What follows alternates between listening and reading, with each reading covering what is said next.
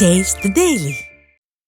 நாமக்கல் மாவட்டம் ராசிபுரத்தில் இரவு பெய்த கனமழையால் அரசு மருத்துவமனையில் வெள்ள நீர் புகுந்து நோயாளிகள் கடும் சிரமத்திற்கு உள்ளாகினர். ராசிபுரத்தில் இரவு சுமார் 1 மணி நேரத்திற்கும் மேலாக கனமழை பெய்தது.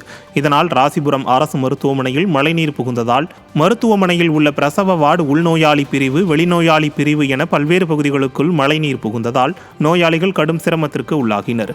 எனவே மக்களின் மீது நலன் கொள்ளாத பொம்மை முதல்வர் நோயாளிகளின் உயிர் மீது விளையாடாமல் மருத்துவமனைகளில் மழைநீர் புகுவதை தடுக்க இனியாவது நடவடிக்கை எடுக்க வேண்டும் என பொதுமக்கள் வலியுறுத்தி வருகின்றனர்.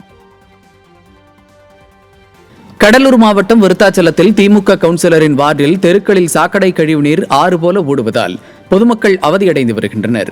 26வது வார்டில் முறையாக வடிகால் வாய்க்காலை தூர்வாராமல் நகராட்சி நிர்வாகம் அலட்சியமாக செயல்பட்டு வருவதால் சாக்கடை கழிவுநீர் தெருக்களில் ஆறு போல பெருக்கெடுத்து ஓடுகிறது. அப்பகுதியின் திமுக வார்டு கவுன்சிலர் அறிவழகி முருகனும் இதுகுறித்து கண்டுகொள்ளவில்லை என தெரிகிறது.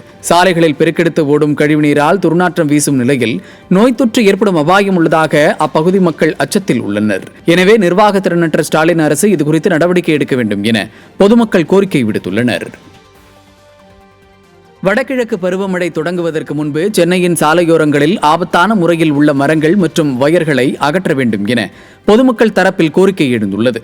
ருக்குமணி லட்சுமிபதி சாலை, எத்திராஜ் சாலை, உத்தமர் காந்தி சாலை உள்ளிட்ட பகுதிகளில் சாலையோர மரங்கள் பட்டுப்போய் உள்ளதாகவும் இதனால் எந்த நேரத்திலும் வாகன ஓட்டிகளுக்கு பாதிப்பு ஏற்படலாம் என்றும் பொதுமக்கள் கூறுகின்றனர். எனவே பட்டுப்போன மரங்களையும் சாலையில் தொங்கும் மின்சார வயர்களையும் கேபிள்களையும் உடனடியாக சரி செய்ய வேண்டும் என்று பொம்மை முதல்வர் ஸ்டாலினுக்கு மக்கள் கோரிக்கை விடுத்துள்ளனர்.